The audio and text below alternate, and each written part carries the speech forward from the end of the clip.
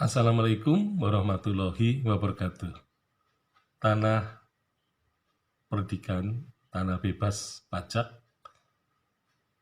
ini dilihat dari sudut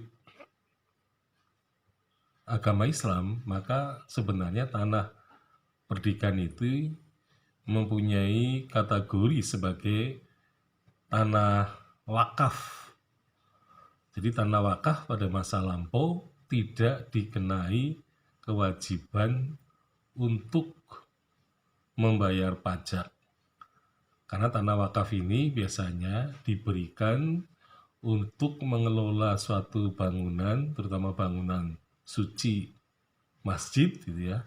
Nah, sehingga dibebaskan dari kewajiban-kewajiban pajak. Nah, berarti di sekitar Jalan Kademangan kemungkinan ada tanah wakaf yang diberikan gitu ya. Nah, sehingga kemudian muncul toponim Jalan Wakafiah ya, di sebelah timur Klenteng Hotekbio. Jadi Klenteng Hotekbio itu adalah tempat tinggal Ngabei Pasir Kertawibawa di Purwokerto. Jadi dia mempunyai patih yang menjabat sebagai temang.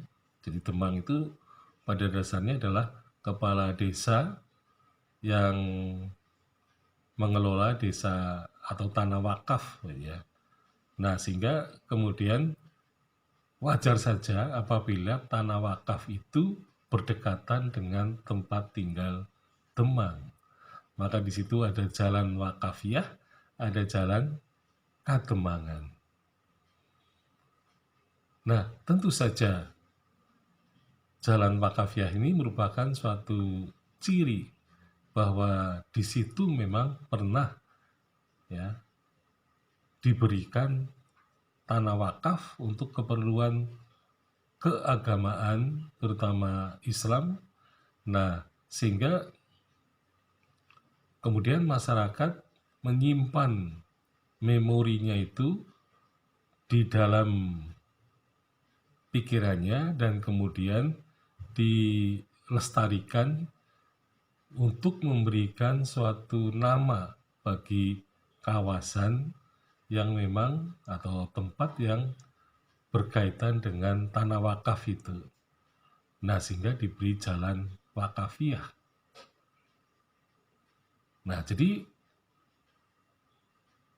jalan-jalan atau nama toponim di Purwakarta itu menunjukkan bahwa pada masa yang lampau memang sebenarnya Purwakarta itu bukan hanya tempat tinggal penguasanya yaitu Ngabei ya, tetapi juga perangkat-perangkat pemerintahan di situ ada. Paling tidak ada kaum ya, sehingga ada kauman lama. Kemudian ada juga Demang sebagai patih dan itu mengikuti tradisi pasir ya, kemudian Pasir Kertawibawa dan kemudian sampai berpindahnya para Demang sebagai patih di Purwakarta itu.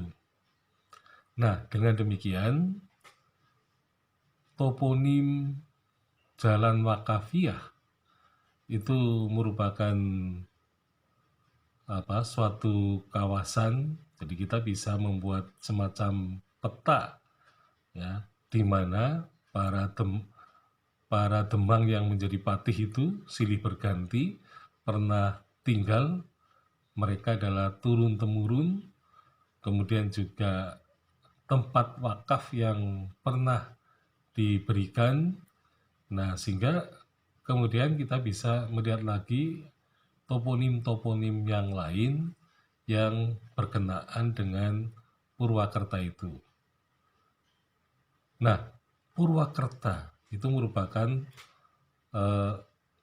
toponim yang sebenarnya menunjang dari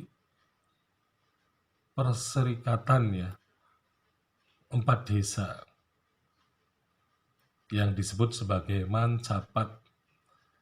Jadi Mancapat itu sebenarnya suatu persekutuan 4 desa yang ada di luar, yaitu di arah mata angin utama, tetapi juga ada satu desa yang ada di tengah-tengah. Tetapi tampaknya desa yang di tengah-tengah itu tidak muncul, ya mungkin dilambangkan Purwakarta Tengah itu dengan alun-alunnya. Jadi alun-alun ini fungsinya sebagai kawasan untuk publik ya, untuk masyarakat luas, dan merupakan cerminan dari suatu pusat pemerintahan yang kita bisa lihat bahwa tidak ada Purwakarta Tengah. Jadi yang ada adalah Purwakarta Lor, Purwakarta Wetan, Purwakarta Kidul, dan Purwakarta Kulon. Nah, jadi kawasan 4 itulah yang kemudian disebut sebagai Kota Purwakarta. Nah, Kota Purwakartanya itu adalah alun-alun yang berada di sebelah selatan tempat tinggal Ngabei Cakrawedana atau Cakra Dirja, yaitu di Pasar Wage yang pernah menjadi Pasar Wage, ya, tetapi Pasar Wage sekarang sudah berpindah ke Purwakarta Wetan. Jadi dulu di Purwakarta Lor ya, kemudian pindah ke Purwakarta Wetan. Itulah yang disebut dengan toponim Jalan Wakafiah yang ada kaitannya dengan Purwakarta itu. Sekian, Assalamualaikum warahmatullahi wabarakatuh.